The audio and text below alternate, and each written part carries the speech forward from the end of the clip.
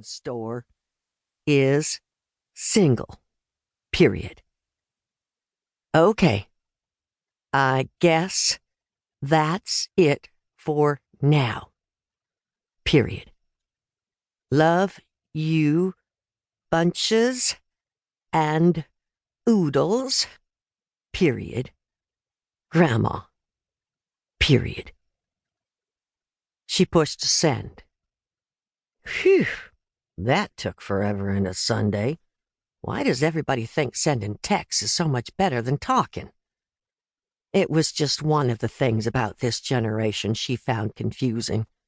They don't have time to make coffee in the morning, but will wait in line for some concoction that takes longer to order than it does to drink.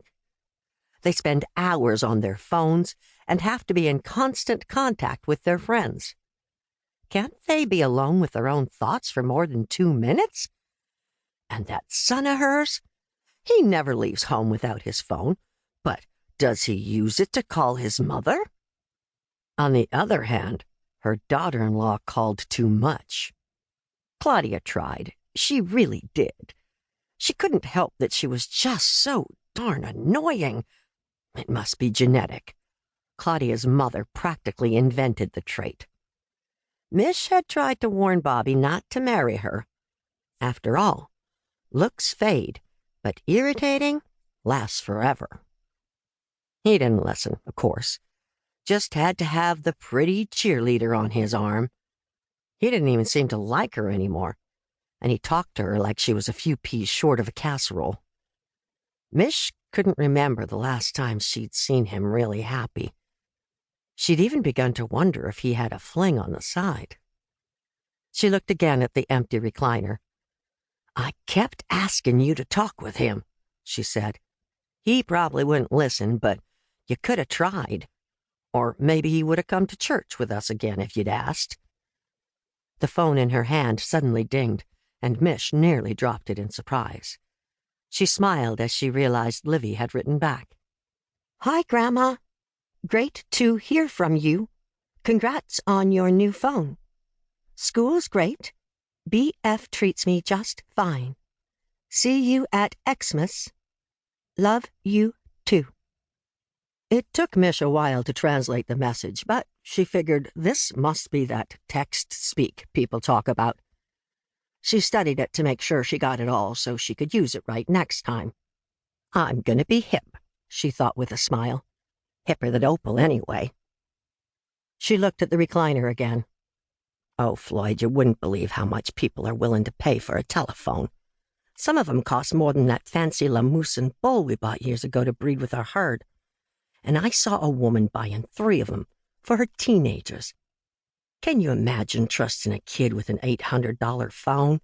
Just plain crazy." She paused. "But then look at me, the pot calling the kettle.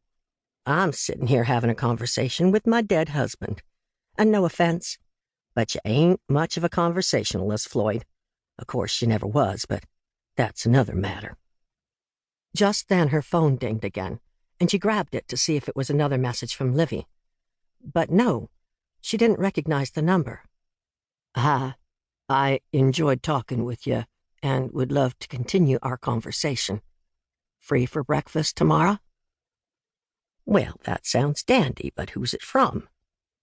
Who did she know that would want to meet for breakfast? And why didn't they come out and say who they were? Did they want it to be a surprise? She glanced back at the chair. "What do you think, Floyd? A secret admirer?" She knew how Floyd would have responded to that ridiculous idea, but the thought didn't stop her. She'd lived a long life, but it was fairly short on mystery. "I'm not gonna let nobody put a damper on my sunshine." "Just name the time and place," she typed, grinning. She was going to love having a smartphone. Mish had a rough, sleepless night.